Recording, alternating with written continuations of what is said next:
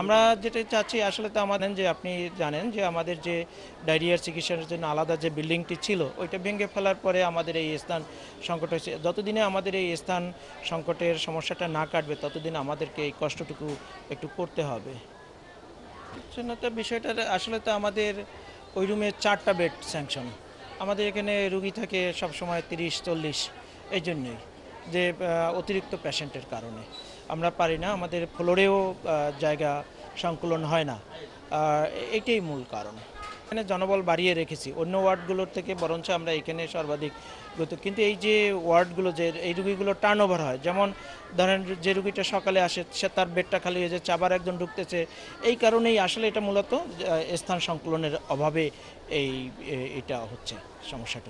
সরপেশন 3 দিন ভর্তি ছিল, এবারে সরপেশন ডাক্তারে কইছে আমাকে তো নারাই চিকিৎসা নাই, আপনারা বরিশাল লইয়া যান দ্রুতভাবে। রোগী মোটামুটি একটু সুস্থ হয়েছে, এখন আপনার কাঠালিয়া উপজেলা থেকে নিয়ে আসছি বরিশালে ডায়রিয়ার রোগী।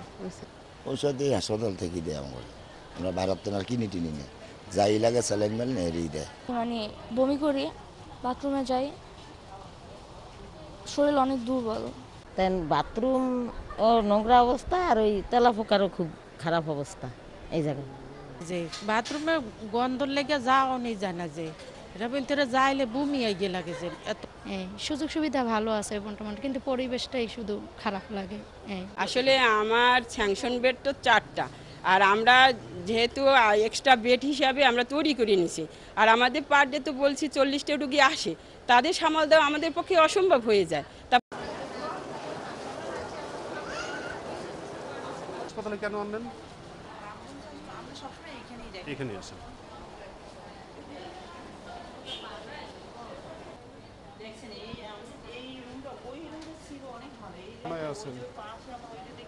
আপনাদের বাসা মাধবপার সাথেই সংশ্লিষ্ট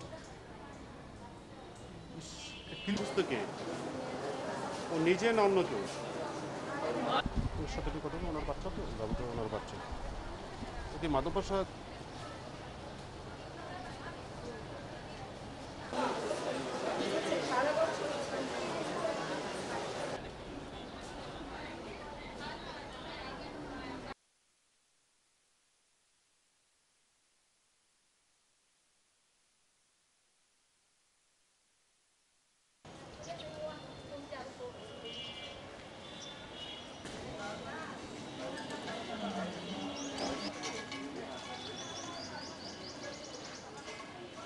রোগীর চেয়ে সেবিকার সংখ্যা বেশি।